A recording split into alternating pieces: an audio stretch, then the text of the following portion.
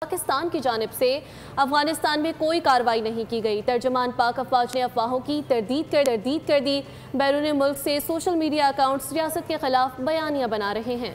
DGISPR نے صحافیوں سے گفتگو میں کہا کہ افغان رجیم دہشت گردوں کے خلاف کارروائی کرے۔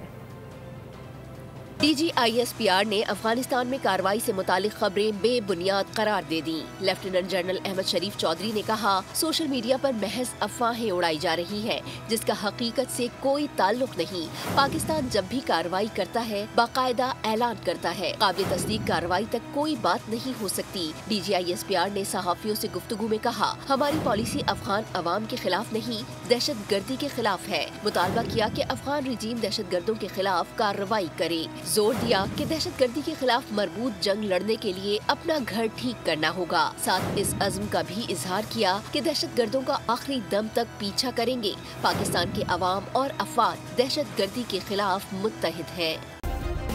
سبسکرائب کریں اور بیل دبائیں تاکہ کوئی خبر رہ نہ جائے۔